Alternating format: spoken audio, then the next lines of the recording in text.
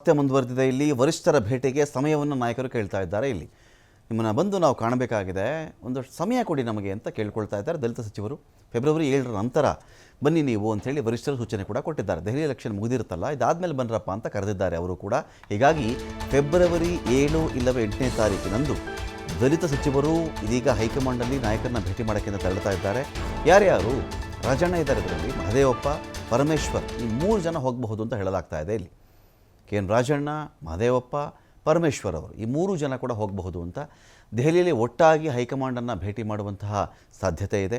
KPCC ಅಧ್ಯಕ್ಷರ ಬದಲಾವಣೆ ಕುರಿತು ಚರ್ಚೆ ಕೂಡ ಮಾಡಬಹುದು. ಯಾವ ಕಾರಣಕ್ಕೆ ಮಾಡಬೇಕು, ಮಾಡದಿದ್ರೆ ಏನಾಗುತ್ತೆ ಅಂತ. ಈಗ DK ಶಿವಕುಮಾರ್ ಅವ್ರನ್ನ KPCC ಅಧ್ಯಕ್ಷ ಸ್ಥಾನದಿಂದ ಯಾಕೆ ಇಳಿಸಬೇಕು, ಇಳಿಸಿದ್ರೆ ಏನಾಗುತ್ತೆ, ಇಳಿಸದೇ ಇದ್ರೆ ಏನಾಗುತ್ತೆ ಅನ್ನೋ ಒಂದು ವಿಚಾರಕ್ಕೆ ಸಂಬಂಧಪಟ್ಟಂತೆ ಸಕಾರಣಗಳನ್ನು ಇಟ್ಕೊಂಡು ಅವ್ರು ಎಕ್ಸ್ಪ್ಲೈನ್ ಮಾಡಬೇಕಾಗುತ್ತೆ ಅಲ್ಲಿ.